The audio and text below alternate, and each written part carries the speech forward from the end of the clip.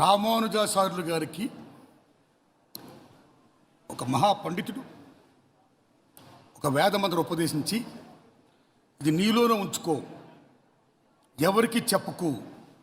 అని చెప్పితే, ప్రజల మేలు కోరే ఈ వేదమంత్రం నాలోనే ఉంచుకుంటే నేనేం ప్రజల మనిషిని కాబట్టి ప్రజలకు తెలియాలి అని గుణెక్కి మరీ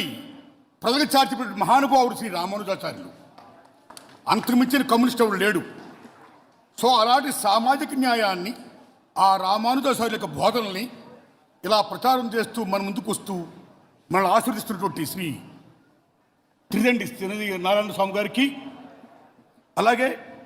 సుప్రీంకోర్టు మాజీ ప్రధాన న్యాయమూర్తి రమణ గారు, ఆ మహానుభావుడు రిటైర్డ్ అవ్వచ్చు, కానీ తెలుగు భాష గొప్పతనాన్ని, మాతృభాష గొప్పతనాన్ని చెప్పడం కోసం నాకు రిటైర్మెంట్ లేదు,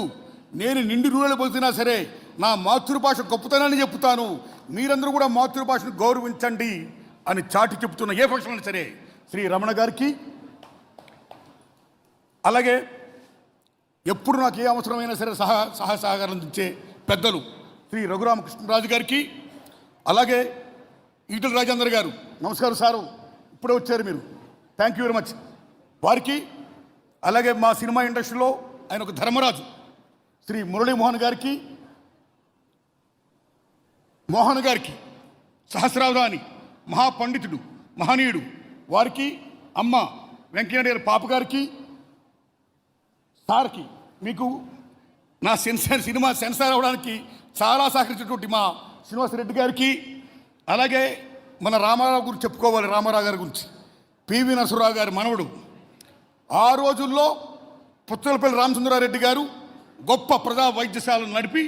అనేక మందికి డబ్బులు లేకుండా, ఫీజులు లేకుండా సహాయం చేసి వైద్యం చేసిన మహనీయుడు పుచ్చలపల్లి రామచంద్రారెడ్డి గారి పేరు విన్నాం. మళ్ళీ ఈవేళ అంతటి గొప్పగా ఎవరి దగ్గర పైసలు తీసుకోకుండా ప్రజలకి